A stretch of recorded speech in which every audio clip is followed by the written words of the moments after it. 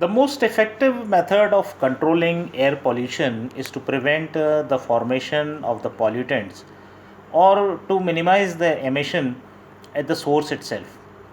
Control of pollutants at the source can be accomplished in various ways. It can be done through raw material change, operational changes, or modification of process equipment, and by more effective operation of existing processes. We will first study the control of the particulate emissions. Particulate matter emitted in gaseous streams consists of discrete and minute suspended particles. Their sizes ranges generally from 100 micrometer down to zero point 0.1 micrometer and even less.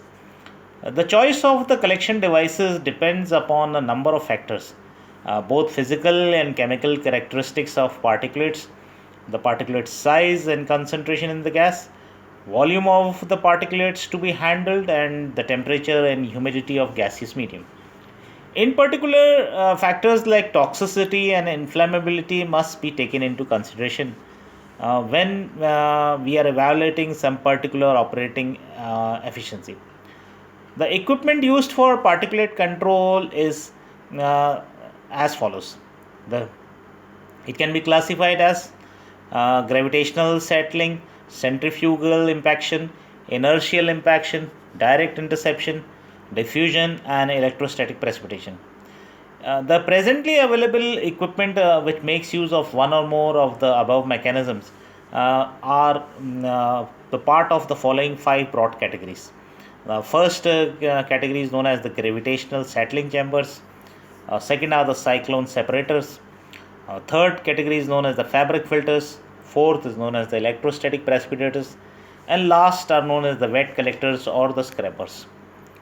We will study each of them one by one. The gravitational settling chambers and cyclone separators generally do not achieve high efficiencies for removing small size particles. First is the gravitational settling chambers. Gravitational settling chambers are generally used to remove large abrasive particles greater than 50 micrometers from gas streams. They offer low pressure drop and require simple maintenance, but their efficiencies are quite low for particles smaller than 50 micrometer. Since most of the particles which cause trouble are much smaller in size than 50 micrometers, these devices are normally used as pre-cleaners, that is prior to passing the gas stream through high efficiency collection devices. In the settling chamber, the gas stream with its particles is allowed to flow at a low velocity, allowing sufficient time for the particles to settle down. One such gravitational settling chamber is shown in the figure and is known as Howard settling chamber. Uh, it shows several trays in which the collection of the particulate matter is done. Second type of methods are the cyclone separators. Uh, Cyclone separators utilize the centrifugal force generated by a spinning gas stream to separate the particulate matter from the carrier gas. The centrifugal force on particles in a spinning gas stream is much greater than gravity. Therefore, cyclones are effective in the removal of much smaller particles than the gravitational settling chambers, and they require much less space to handle the same gas volumes. One such cyclone separator is shown in the figure. A variety of cyclone device designs are available, differing in the manner in which the rotating motion is imparted to the gas stream. The separator shown in the figure is the simple reverse flow type. It consists of a vertical cylinder having a conical bottom and is fitted with a tangential inlet located near the top and an outlet at the bottom of the cone for discharging separated particles. The gas outlet pipe is extended into the cylinder to prevent short circuiting of gas from inlet to outlet. The particle laden glass upon entering the cyclone cylinder receives a rotating motion. The vortex so formed develops a centrifugal force which acts to throw the particles radically towards the wall. The gas spirals down to the bottom of the cone, and at the bottom the gas flow reverses to form an inner vortex which leaves through the outlet pipe. The third type of the collector is known as the fabric filters. The dust laden gas passes through a fabric in which the particles are trapped due to different physical mechanisms. The important mechanisms by which the particles are separated from the gas stream are usually inertial impaction, direct interception, and diffusion. One such system, known as the fabric filter system, consists of a tubular bag mounted in such a manner that the collected particles fall into a hopper when dislodged from the fabric. The structure in which the bag hangs is known as the bag house. Generally, particle laden gas enters the bag at the bottom and passes through the fabric while the particles are deposited on the inside of the bag. One such bag is shown in the figure in which the cleaning is accomplished by shaking at fixed intervals of times. Advantages of using fabric filters are that it has very high efficiencies, retention of finest particles takes place, collection of particulates in dry form occurs, there is a relatively low pressure drop, but disadvantages are their large size of the bag house, high construction costs, and their application only to process temperature generally below 285 degrees centigrade. Next type of particulate control method used are the electrostatic precipitators.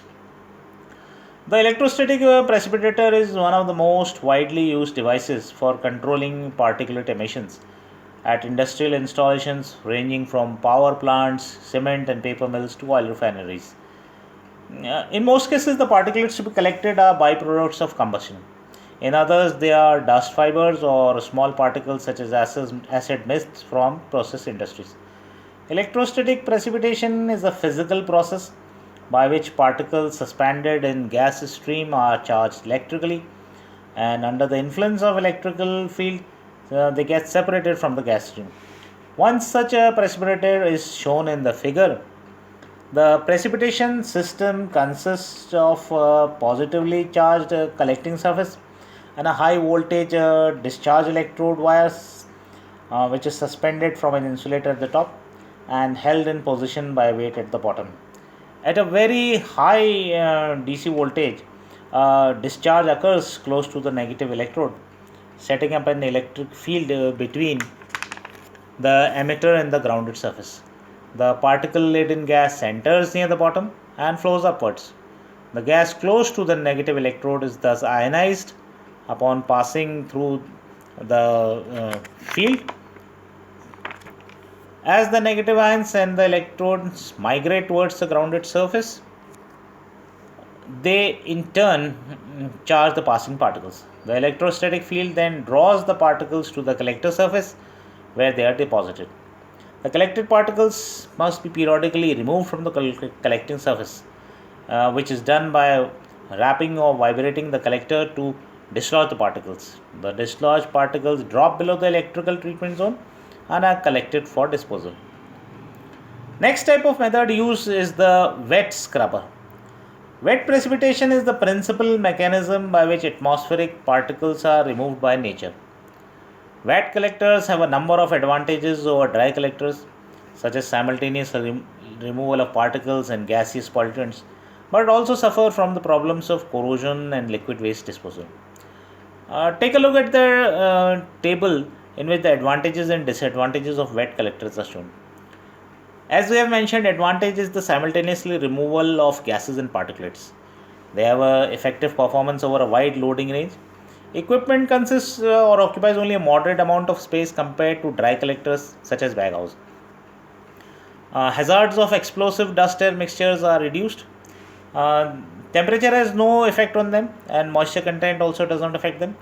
Corrosive gases may be neutralized by proper choice of scrubbing liquid. However, the disadvantage is their relatively high energy costs.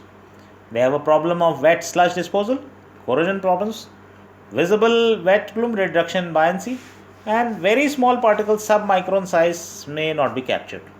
Basic function of wet scrubbers is to provide contact between the scrubbing liquid, which is usually water, and the particulate to be collected. This contact is achieved in a variety of ways, as the particles are confronted with so-called impaction targets, which can be wetted surfaces or individual droplets. Whether the particles encounter wetted surfaces as in packed scrubbers or individual droplets as in spray scrubbers, basic collection mechanisms are the same as in filters.